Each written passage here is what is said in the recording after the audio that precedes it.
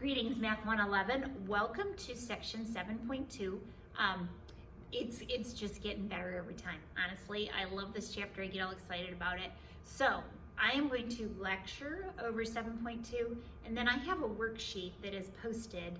I have it for 0 points, but think of it as something that you really need to do. We actually, in a face-to-face class, I will spend at least half of a class period, so about 30 minutes on this, and go through them. I'm going to do that in a separate video so that you can see me do many of these very basic problems. So let's jump into chapter 7.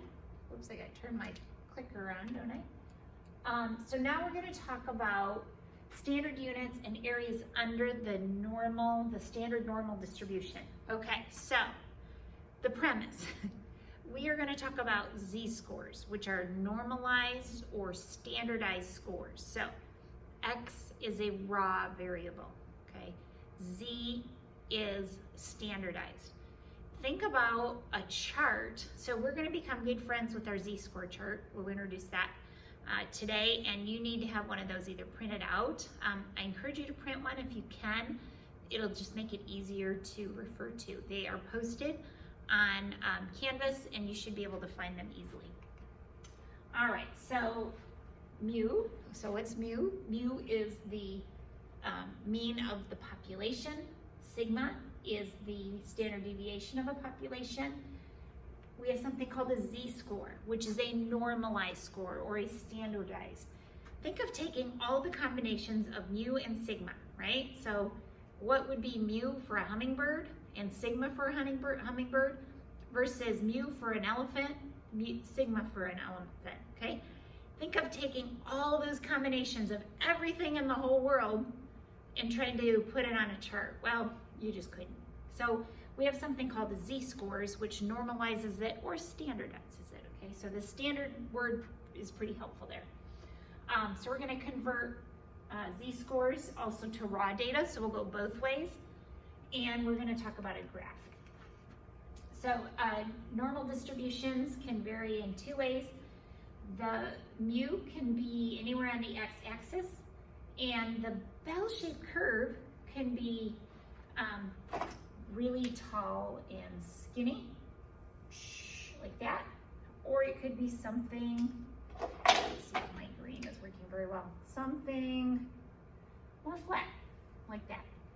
It just depends on the combination of the standard deviation and mu. So how do we do that? We convert them to, this is the stuff I just said. So we're going to convert them to something that's standardized. And this says, remember we talked about Jack and Tina are students that are in 2 different sections of a course. The mean in one class was 64, and Tina got a 74. In Jack's section, the mean was 72, and his score was 82. Well, how do we compare that? We don't have enough information, right? We have to know more. But if I looked at, so let's say the curve for Jack's section was really spread out. You know, here was the average of 72, but some people got it, some people didn't. It was all over the place. Whereas in Tina's section, the average was 64. Ooh. But the scores were pretty consistent, right? Looks like most of the people didn't get it, right? And her score was a 74. So to me, it looks like she did better relative to the entire class. Whereas Jack, there was all these people that did better than Jack. All right. And that's what this, I'm going to keep going. So we're going to talk about the number of standard deviations. So Z, so this is on your formula sheet under chapter 7, really important formula. All right, so Z equals X.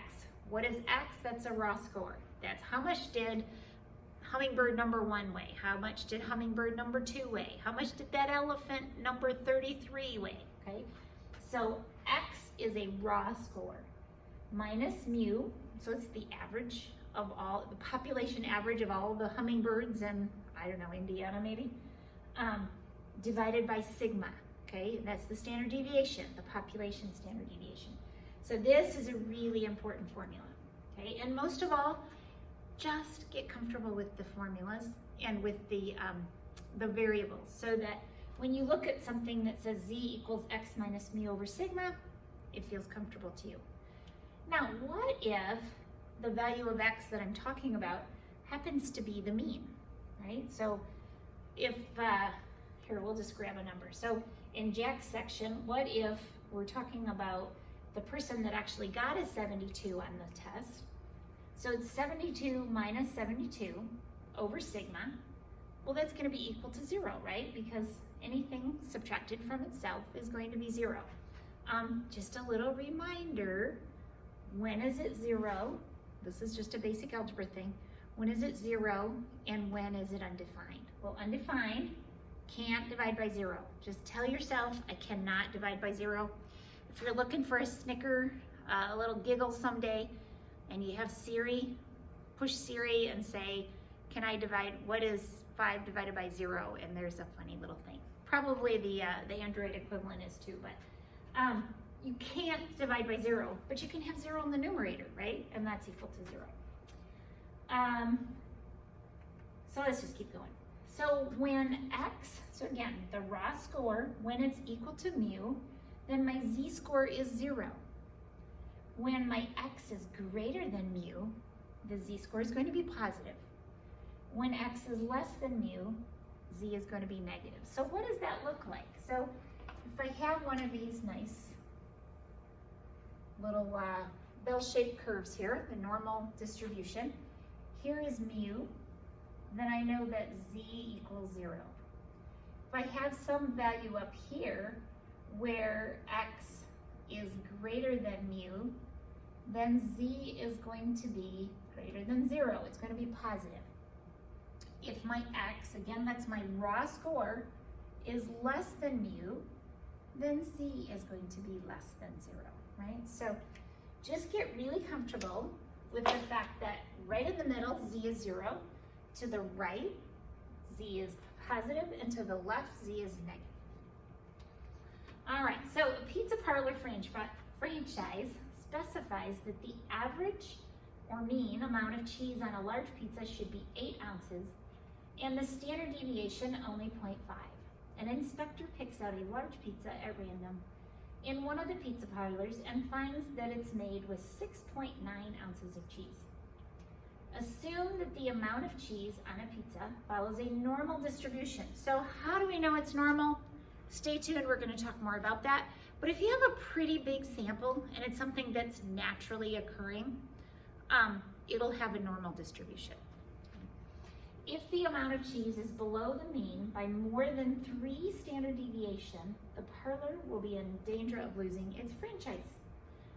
So, and any of you that have worked for a chain restaurant, you know that there are specific ways things are supposed to be made, right? So that's what they're talking about here. So how many standard deviations from the mean is 6.9? So we use our z-score. So z tells us how many standard deviations, all right? So literally that's what z is. It's how many standard deviation, not what the standard deviation is equal to, but how many. So x is going to be my 6.9 because that's what they weighed. The cheese was 6.9 ounces minus mu. So what was the standard, or the mu was 8. So if mu is 8, so 6.9 minus 8, my standard deviation is 0.5. When I do that calculation, I find that it's negative 2.20. So that tells me they're a little light on cheese, all right? Don't do that on my pizza, right? I want all my cheese. But this pizza was a little light, okay? But it's within that 3. It's within that plus or minus 3, so they're okay. But I would say they need to watch their process a bit. If I wanted to go the other way, and I wanted to know what the raw score is, I take my z-score times sigma plus mu, and I get my raw score. We'll do more on that later. So my standard normal distribution. So if the distribution is normal, again, we'll talk more about that later, so just hang on that, then the corresponding z values have a normal distribution as well. If the mean was 0, which that's what the z-score, a curve that has been normalized or standardized, the z is 0 in the middle, right? We said mu is when z equals 0, and the standard deviation is 1. So that's really a beautiful thing. Well-behaved numbers, 0 and 1, can be pretty powerful, but well-behaved. So it's really a beautiful thing. So when we're talking about a z-score, we have forced it to be true that mu is 0 and sigma is 1. All right. So the area under the standard normal curve. So literally, if I were to take this blue curve and color it in, it's this area, right? Now, you guys are familiar, did a beautiful job with histograms. I could take a bunch of rectangles, oops, let me stick another one in there. I could take a bunch of rectangles and approximate that area. I wouldn't be exact, right? Because I have all these little corners that I'm not filling in. But if I took these rectangles and started making them skinnier and skinnier and skinnier and skinnier until they were infinitesimally skinny, right? I would then have a nice smooth curve, okay? So the probability is the area under the curve, all right? Let me say that again.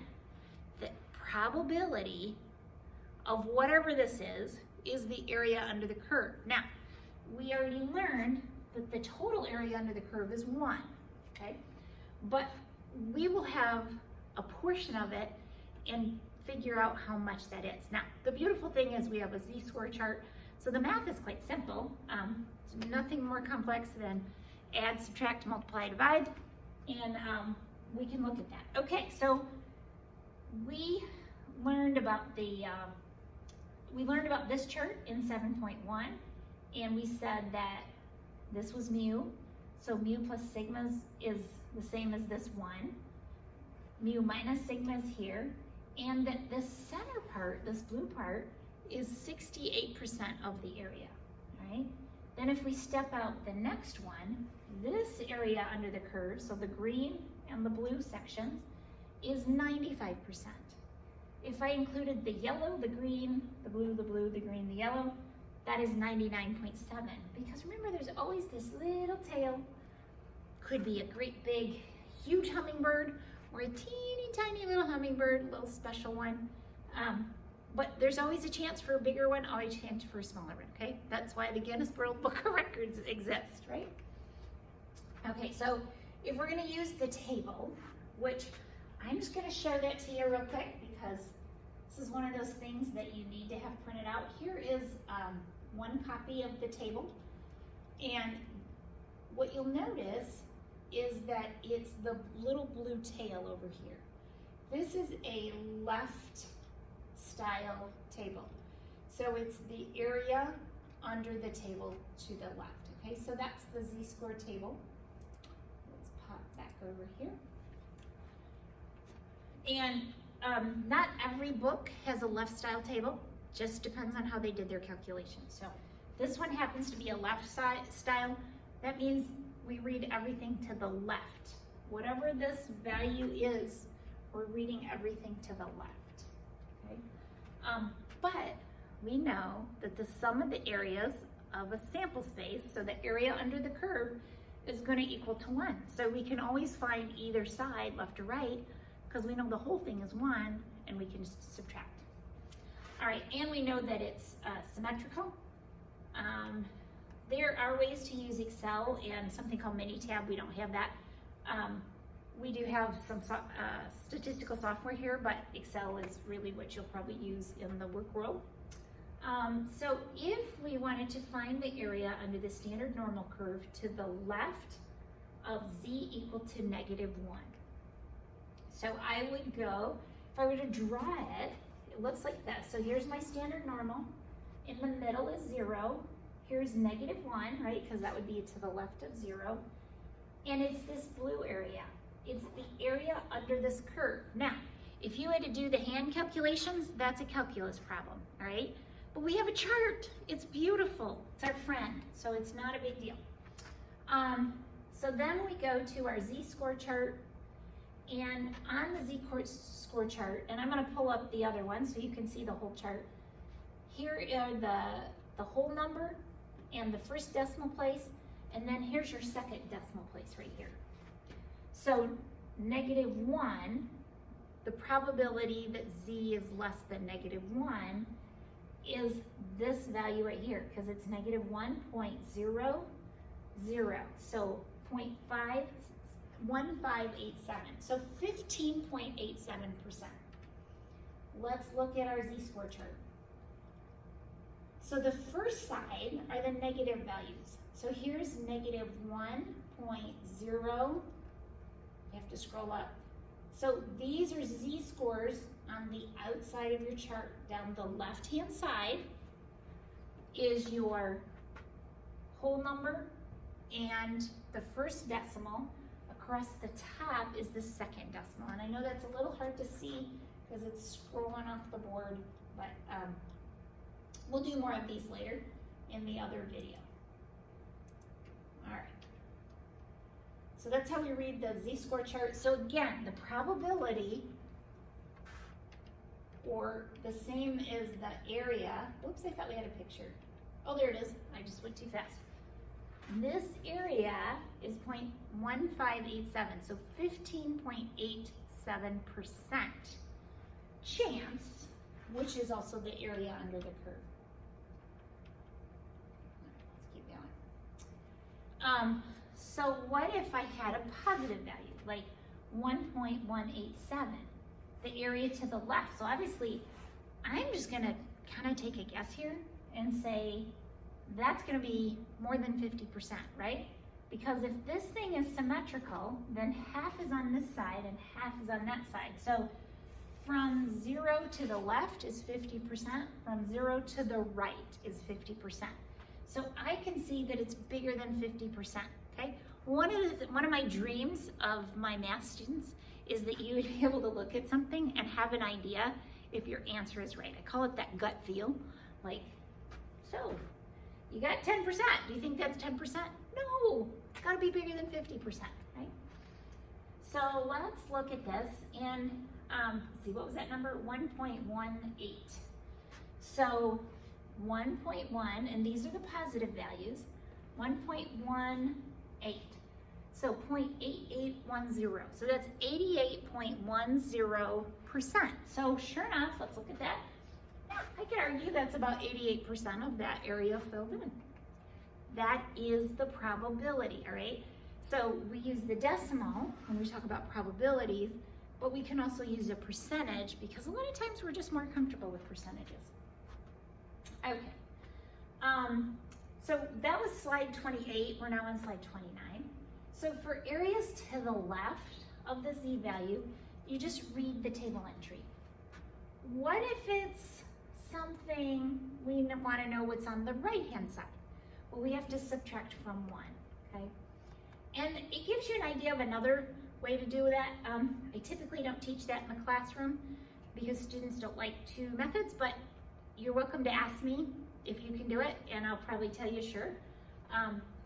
So FYI, you'll notice on our table that nothing is less than -3.49 or bigger than +3.49. Let's go look. So -3.49, so that's 0.0002. So that is 0.02%. That's like practically nothing, right?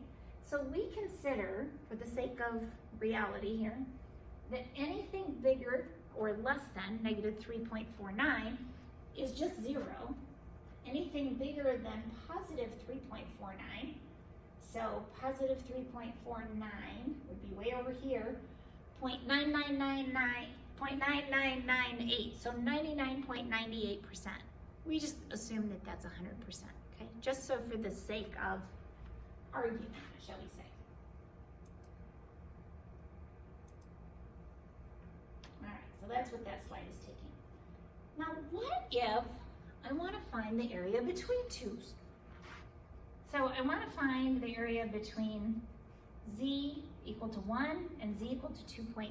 Now, first of all, why would I want to do that? Well, maybe I have two values. So what is the probability that a 5-year-old boy in Indiana is between, I don't know, 42 and 45 inches tall? Maybe you're ordering chairs for a kindergarten classroom. Okay, what is the probability that they're going to be in that height range? Okay, that might be, and you would convert that 42 to 45 inches to a z-score. That's what we would convert. So in this case, z equals to 1 and z equals 2.7. So I want to find the probability that z is between 1 and 2.7. So we actually write that, oh, they didn't write it out nicely for me. Well, we'll do a whole bunch of them. Don't worry, we'll do a whole bunch in that other video. So I find the area to the left of 2.7. Why? Because that's what our chart tells us. It tells us the area to the left. And subtract the area to the left of 1.0. Big one minus little one. So it's 0.9965 minus there should be a decimal point there, 0.8413, okay? And it's that'll give us the piece in the middle. If you did it backwards, you'd end up with a probability it was negative. Can we have negative probabilities? No, no, no, right? So 0.1552. So let's go back and look at our picture. Would you say that's about 15.5%? Sure, I can argue that. I think that's reasonable.